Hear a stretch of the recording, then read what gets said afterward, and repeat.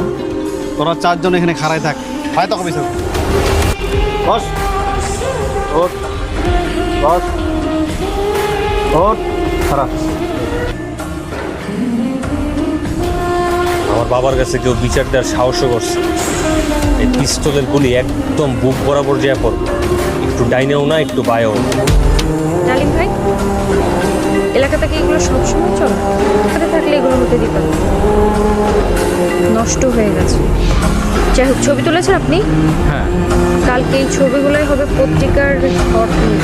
কালকে বিকাল 4টায় আমার সাথে কফি হাউসে যাবে, একসাথে কফি, ঠিক আছে? এই হারামি পানাটা রিভিল করলেই তো আসল খেলাটা জমবে।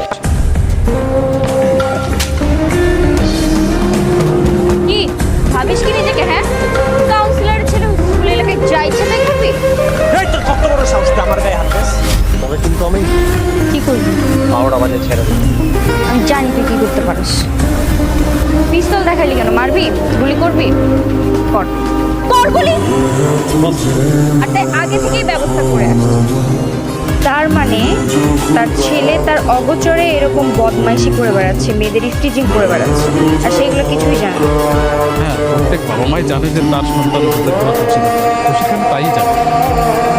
ঠিক আছে, তবে আমার নেক্সট টিপ আমি এই এলাকার আপনি আমাদের এলাকার সম্মানিত একজন কাউন্সিলর।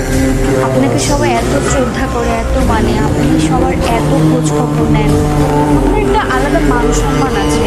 আপনার ছেলে এলাকায় মেয়েদেরকে স্টিচিং করে, এটা দেখুন। আগে কি নতুন মাইয়া নিয়ে নাই নাকি?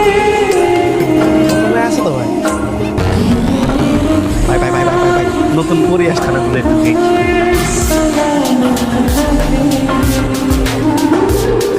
সেটা কি মা নাকি বান্ধবী?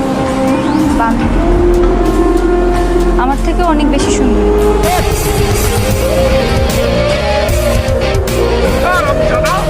রাস্তায় দাঁড়িয়ে দাঁড়িয়ে আমার মান সম্মান সব নষ্ট করতেছে।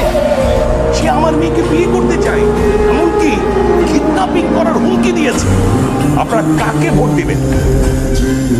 এমন নৈরাজ্য সৃষ্টিকারী প্রার্থী তো কখনো যোগ্য প্রার্থী হতে পারে না।